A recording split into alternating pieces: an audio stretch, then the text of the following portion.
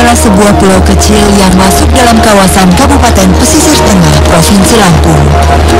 Namun terpisah dari Suwarna Bumi atau Pulau Sumatera. Letaknya berbatasan langsung dengan Samudra Hindia, sehingga perairannya kaya akan ikan blue marlin.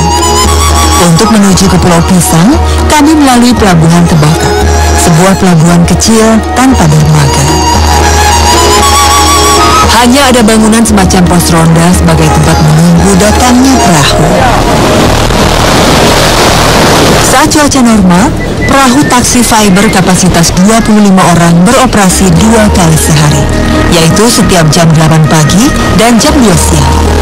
Tarifnya Rp10.000 per orang dan Rp200 per 1 kilogram barang bawaan. Sementara saat laut sedang tak bersahabat, tak ada transportasi apapun menuju Pulau Pisang. Di luar jadwal pemberangkatan, mau tak mau warga harus mencarter perahu dengan biaya Rp400.000. Tingginya ombak sempat menciutkan nyali kami. Apalagi ketiadaan dermaga di pelabuhan ini membuat awak perahu harus bersusah payah menarik perahu mereka ke tengah laut. Ombak yang tinggi menjadi lawan utama mereka. Namun demi keluarga dan tanggung jawab mengantar warga, para awak perahu ini tetap gigih menghadang badai. Perjalanan Indonesia kali ini akan menuju ke Pulau Pisang, di mana perairan di sekitar Pulau Pisang ini merupakan salah satu spot penghasil ikan blue marlin terbesar di Pulau Sumatera. Dan seperti apa kehidupan masyarakat di sana, kita akan memotretnya di Indonesia. Hanya butuh waktu 15 menit menyeberang dari Tebakak menuju Pulau Pisang.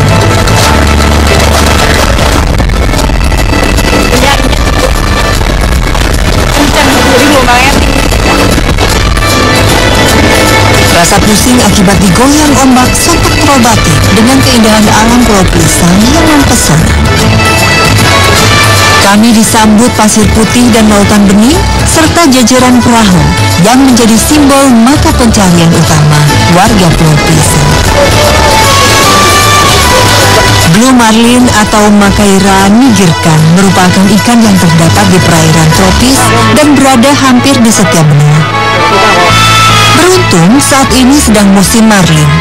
Ikan marlin biru biasanya datang pada bulan-bulan April dan Mei. Kami menuju ke perairan Samudra Hindia. Umpan marlin adalah ikan jenis kecil seperti tongkol, cakalang, dan ikan kendung. Ya, ini jadi kalau misalnya mancing ikan marlin itu umpannya harus masih ikan yang segar dan masih hidup. Ini kenapa gitu, Pak? Kalau dia hidup, ikan marlin itu cepat ya. Karena ikan itu kan sistemnya ngambang gitu. Jadi ikan ini untuk umpannya kalau dia cepat lari, cepat dia nangkapnya. Oh gitu, jadi dikejar gitu ya? Kejar ya. Pasang langsung, Pak? Kita pasang ke sistemnya ikannya masih hidup, umpan di sini tempatnya. Di hidungnya. Biar gak mati ya, Bim? Iya. Kalau dia nggak mati, kalau dia masih hidup lama dia. Lalu kita lepasin, lalu kita lepasin, namanya kalau orang Lampung itu kedalamannya 17-19 gitu. Jadi kalau udah ditarik ikan begini, berarti ikannya udah berenang-renang gitu. Baru nanti kita lempar, Pak. Iya. Nah, ini kenapa harus menggunakan jerigen sih, Pak? Nah, untuk jerigen ini untuk Lampung itu, kalau supaya dia kelihatan dimakan atau enggaknya. Jika umpan dimakan marlin, maka jerigen akan bergerak. Namun tak jarang, saat angin kencang, jerigen-jerigen ini justru hilang terbawa arus beserta umpannya. Umpannya aja segede ini, bisa dibawanya nanti kalian makan segede apa.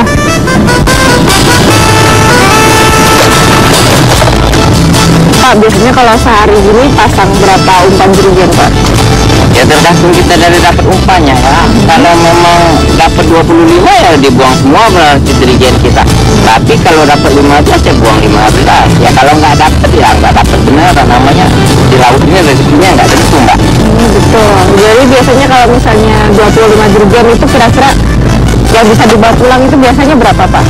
tergantung kalau rezeki kita ya kadang-kadang dapat 7, kadang-kadang dapat 5, kadang-kadang kosong sama sekali nggak ada, tergantung juga seperti hari kayak hari ini kan kurang juga bagus. Memancing marlin sama dengan mengadu nasib di tengah lautan. Menghalau badai melawan ganasnya ombak Samudra Hindia menjadi pekerjaan sehari-hari warga Pulau Pisang. Berjam-jam kami menunggu, namun belum satu pun umpan kami dimakan. Iya, memancing ikan memanglah pekerjaan yang menguji kesabaran. Jika rezeki belum menyapa, maka tak jarang mereka pulang dengan tangan kosong.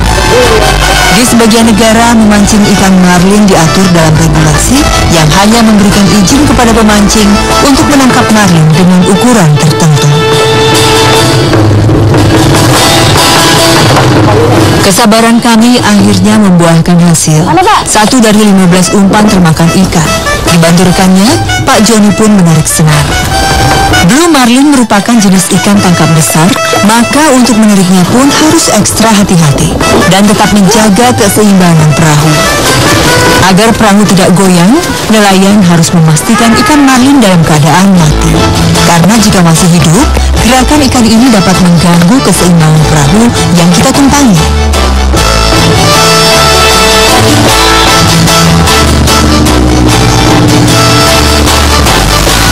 Rasa lelah menunggu di tengah lautan serasa terbayarkan saat melihat hasil tangkapan.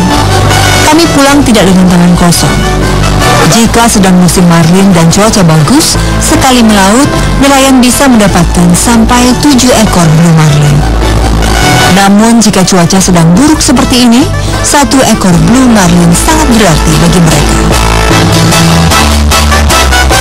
Sebelum dijual, nelayan Pulau Pisang memiliki tradisi khusus, yaitu memotong ekor marlin. Ini dia ekornya nih. Ini yang biasanya buat jadi lauk dan makanan khas dari Pulau Pisang.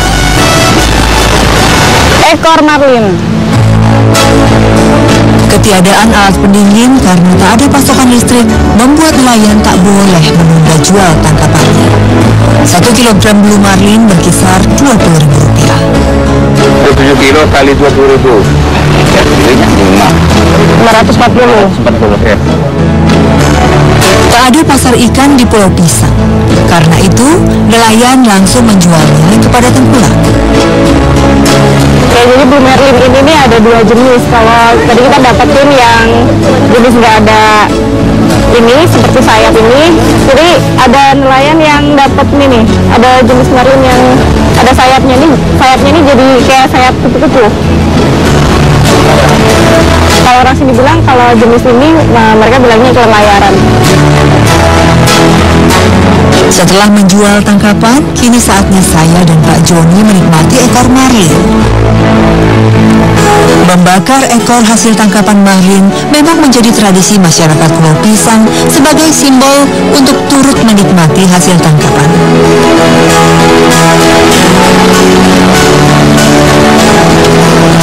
Jadi, ini tanpa dibumbuin tadi, yang dibakar langsung gitu ya Pak ya. Tapi nyucinya pakai air laut. Sebelum dibangunnya Jalan Lintas Sumatera, Pulau Pisang menjadi daerah transit perdagangan lintas Sumatera. Meski hanya seluas 1.423 km persegi, Pulau Pisang sempat merajai Provinsi Lampung.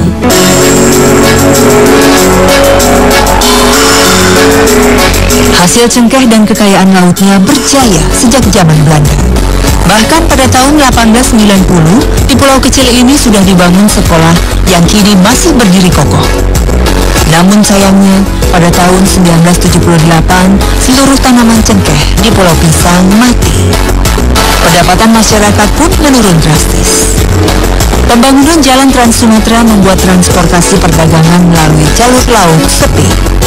Akibatnya, satu persatu masyarakat Pulau Pisang memilih untuk bermigrasi, meninggalkan Pulau Pisang. Pada era 70-an, penduduk di dalam Pulau Pisang bisa mencapai 800 kepala keluarga per desanya. Namun kini, di antara 6 desa, jumlah penduduknya hanya tinggal 500 kepala keluarga. Di belakang saya ini ada sederetan rumah-rumah penduduk di Pulau Pisang yang ditinggalkan oleh penghuninya. Salah satu sebab mereka meninggalkan rumah-rumah ini adalah semakin sulitnya perekonomian untuk mencari penghidupan di pulau ini. Alih-alih mengembalikan masa emas, fasilitas umum saja sangat sulit didapatkan warga. Hampir semua warga hidup mengandalkan transportasi laut. Namun, dermaga yang ada di pulau ini justru rusak, tidak berfungsi. Selain itu, ketiadaan listrik membuat nelayan susah menyimpan tangkapannya. Pembangkit listrik tenaga surya yang ada di pulau ini sudah tidak berfungsi karena rusak tersambar petir.